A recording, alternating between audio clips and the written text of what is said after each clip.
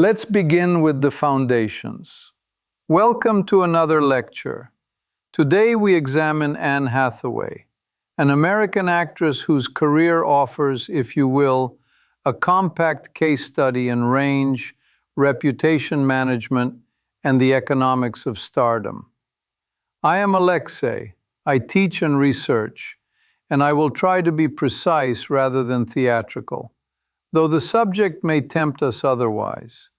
Hi, I am Priyanka, a doctoral student, and I'm here to ask the questions that keep coming up when we look at someone who can do The Princess Diaries, and then Catwoman, and then Les Miserables. It is a lot to hold together. To frame our discussion, Anne Jacqueline Hathaway is a prominent American film, television, and stage actress, also a voice actor and a producer. When we say voiceover performance, we mean acting delivered off camera for animation or narration. In her case, this includes The Simpsons, Rio, and audiobook work. When we say box office gross, we refer to the total revenue from ticket sales. Her filmography collectively exceeds $6.8 billion worldwide, which situates her among commercially consequential performers of her generation. And as a producer, she is involved in shaping projects behind the scenes, like Song 1. I think that is important because it shows agency, not just selection of roles. Also, she is a UN Women Goodwill Ambassador, so advocacy is part of the portfolio too. Moving forward, why does this matter? Because Hathaway's career illustrates how one can navigate typecasting pressures while leveraging cross-medium skills. She has used her profile to advocate gender equality and to support the Lollipop Theater Network, which brings films to hospitalized children. In this context, the stakes are both cultural and industrial. She influences narratives on screen and norms off-screen. And her choices complicate the old story that women in Hollywood get stuck. She did not just wait for different scripts. She took risks to reset expectations. That seems, instructive for the larger system. Let's start with the history. Full name, Anne Jacqueline Hathaway. Born November 1982 in Brooklyn, raised in Millburn, New Jersey.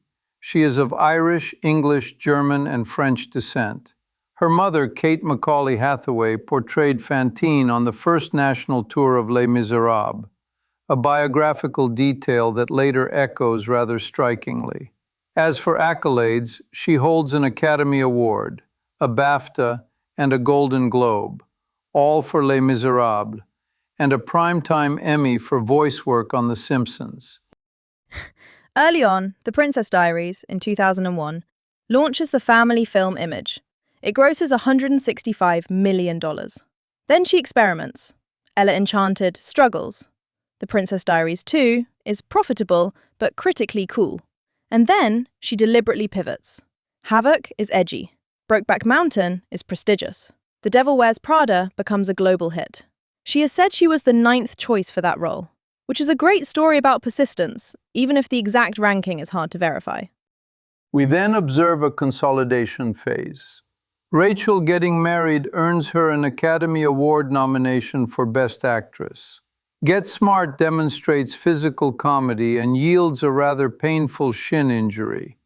One Day and Becoming Jane show the period sensibility.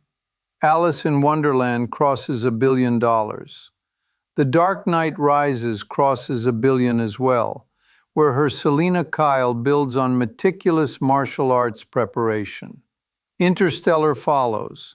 Ocean's 8 confirms the commercial viability of female-led ensembles, and We Crashed and Armageddon Time return her to intimate drama. Looking ahead, the idea of You in 2024 revitalizes the romantic lead profile for the streaming era.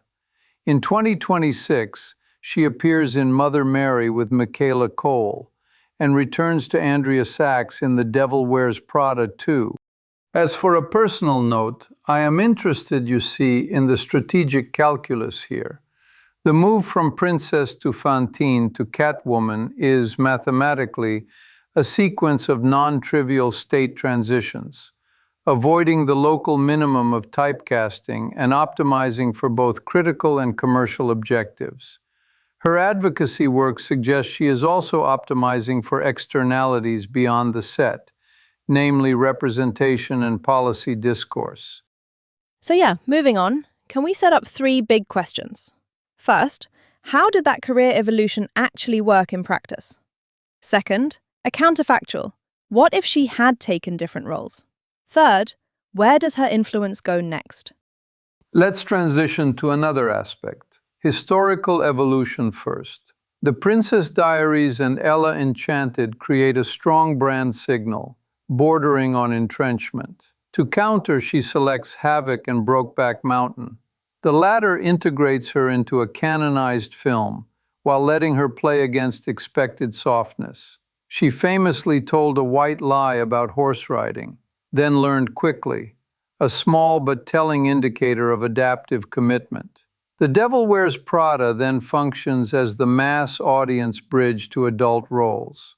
Rachel Getting Married provides the critical recalibration, with a rawness that startled many who had only seen the diadem and sash phase. I am curious about something simple. Those early comparisons to Audrey Hepburn and Judy Garland. Do they help her, or do they make it harder to change lanes later? It is worth noting that such comparisons are double-edged. On the positive side, they confer a template of poise, musicality, and classic star charisma, useful capital when seeking period pieces, musicals, or studio endorsement. On the constraint side, they risk ossifying perception. Elegance can become a cage. Hathaway seems to have used the template as scaffolding rather than a prison, leveraging vocal training in Carnival, then dismantling the ingenue frame via Rachel Getting Married, and later the morally ambiguous Catwoman. In simpler terms, she banked the comparison, then spent it to buy freedom. And physically, she keeps proving versatility. Extreme dieting and hair for Fontaine, near hypothermia filming Interstellar, martial arts for Selena Kyle. That labor made the pivot legible to audiences, not just critics. Speaking of labor, her Emmy for The Simpsons also validates the voice channel, which complements Rio and her Audie-nominated Wizard of Oz. This triangulation across mediums supports a durable career architecture. One is less vulnerable to shocks when inputs are diversified. Okay, counterfactual. What if she had accepted Christine Daae in The Phantom of the Opera in 2004, instead of doing The Princess Diaries too? Does she become a primarily musical actress earlier? Theoretically, yes. It could have reweighted her resume toward musicals years before Les Misérables. Schumacher's Phantom did receive multiple Oscar nominations and garnered Emmy Rossum a Golden Globe nod. So a Hathaway Christine might plausibly have drawn significant award season attention. However, the film's critical reception was mixed, and it did not produce acting Oscars. Had she anchored that path, we might imagine a longer residence in period romance and musical domains, perhaps delaying the edgier reset achieved by Brokeback Mountain and Rachel Getting Married. In effect, the posterior probability of becoming the default musical lead increases, and the pivot to adult drama becomes more expensive to execute. And awards. Could that alternate route change her Oscar arc? Like, maybe no Les Miserables momentum later? Or maybe more of it, earlier? We can infer only cautiously. If she had become closely associated with Christine Daae, Les Misérables might still have been attractive, given the maternal thread from her mother's Fantine. But the shock value of transformation would likely be lower if the public already coded her as a musical star. Awards bodies often respond to novelty adjacent to excellence. In our observed timeline, the extremity of her Fantine preparation, combined with a non-musical preceding run, amplified impact. In the alternate path, she may accrue nominations earlier for musical craft, Yet the single searing, category-sweeping season of 2012 could be less statistically likely. Maybe it's just me. But there's also the knocked up fork in 2007.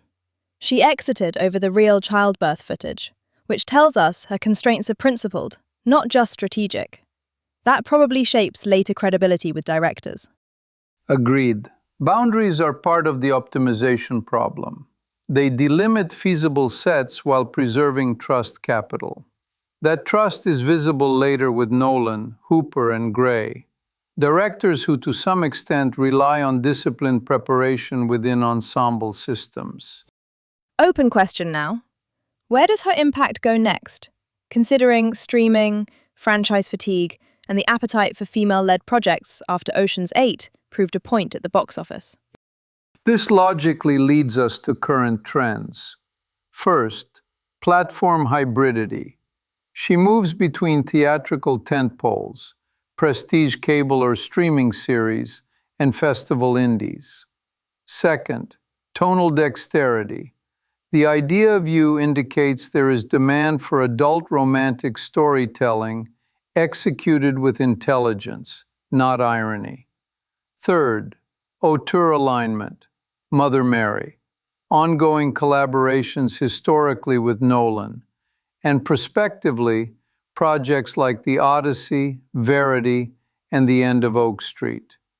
As with all development, timelines shift, but the through line is deliberate curation. Can we talk about producing? Song 1 did not recoup its budget, but does the producing role still matter for influence, especially on female-led stories? Yes, even when a producing venture underperforms financially, it can be instrumentally valuable, building taste profiles, relationships with music supervisors, and credibility as a shepherd of content. Moreover, producing authority can reallocate risk towards stories that otherwise struggle to clear greenlight thresholds. If we connect this to her advocacy, we obtain a coherent vector. Use star power to assemble female-led teams, normalize women at the center of heist films or tech sagas, and invest in projects where the expected value is cultural as well as economic. And voice work remains a lever. Families who know Jewel from Rio will later follow her to different genres. That cross-cohort familiarity feels like soft power, honestly. Indeed, it is a brand adjacency effect. Also, we should not overlook the symbolic power of her Les Miserables arc. The Billboard chart appearance of I Dreamed a Dream is an unusual crossover for a film actor's solo vocal. Such anomalies often signal durable cultural embedding. So, I guess that kind of sums it up. For further research, I would want data on how female producers measurably affect hiring of women across departments, and how advocacy roles like UN Women change audience expectations about stars' off-screen work. To summarize, Anne Hathaway is an American actress of notable versatility, with an Oscar, BAFTA, Golden Globe, and an Emmy, and a filmography surpassing $6.8 billion in global grosses. We examined 3 questions: how she evolved from early princess archetypes to complex, risk-bearing roles, how a counterfactual Phantom of the Opera path might have altered awards momentum and image, and where her future impact may reside across producing, advocacy, and carefully chosen collaborations. As a related topic, exploring the roles of women in Hollywood power structures would be, very useful. From casting to financing to distribution nudges. Thank you for listening. This then completes our present analysis. Thank you, and until next time.